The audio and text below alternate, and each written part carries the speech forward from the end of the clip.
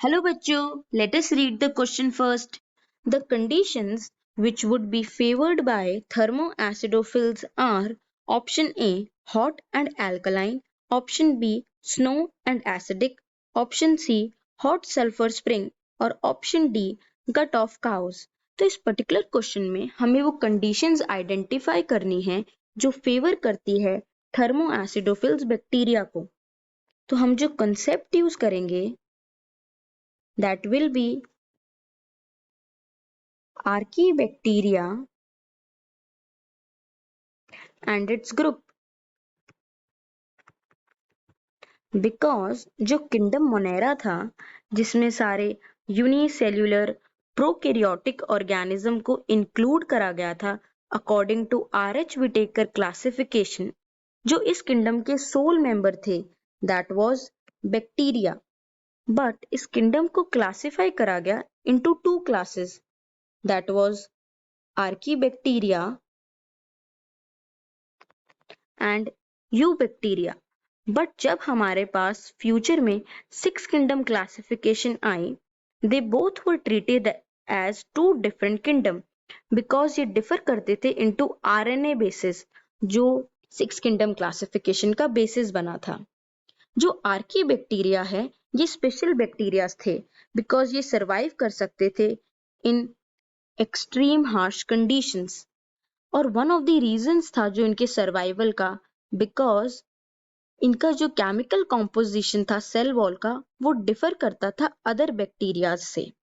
And जो Archie bacterias में first group था दैट वाज हेलोफाइल्स. ये वो आर्की बैक्टीरियाज थे जो सरवाइव करते थे in extreme salty areas. And जो सेकंड ग्रुप था दैट वाज थर्मो एसिडोफिल्स. जैसे कि इनका नाम सजेस्ट कर रहा है थर्मो विच मीन्स हॉट और we can say heat, acido which is acidic environment. तो ये वो बैक्टीरिया थे जो सरवाइव करते थे in hot sulphur spring. And जो इसका एग्जाम्पल है दैट इज थर्मस एक्वाटिकस. जो थर्मस एक्वाटिकस बैक्टीरिया है हम इससे एक्सट्रैक्ट करते हैं टार्क पॉलीमरेज एंजाइम जो हम यूज करते हैं in PCR polymerase chain reaction for the polymerization of DNA. इस एंजाइम की एक खास बात थी कि एक्सट्रीम टेम्परेचर होने पर भी ये डीनेचर नहीं हो पाता था which became the advantage of it using in the PCR. And जो थर्ड ग्रुप था that was methanogens.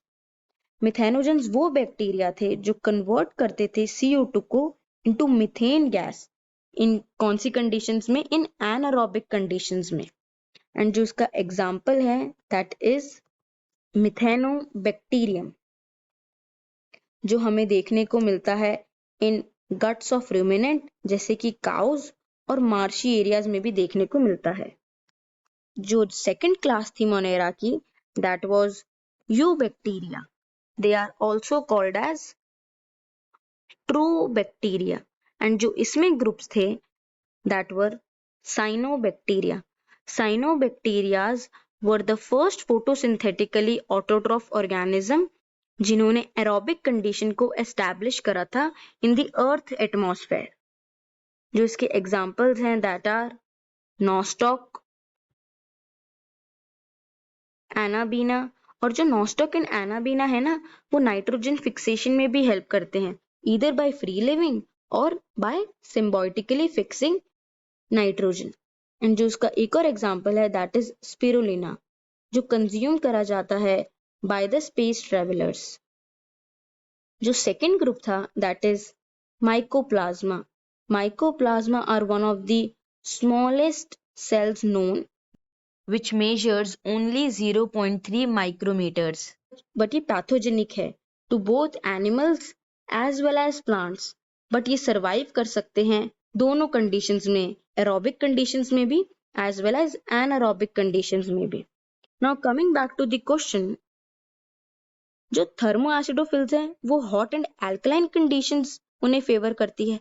Hot conditions तो फेवर करती है बट अल्कलाइन कंडीशंस फेवर नहीं करती, so this is an incorrect option.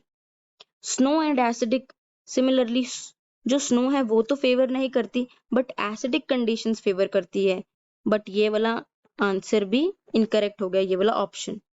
Hot and sulphur spring, yes this is exactly the true statement, क्योंकि hot which is high temperature and low pH इन्हें favour करता है for their survival. Gut of cows, gut of cows में तो हमें Methanobacterium देखने को मिलते हैं which are methanogens,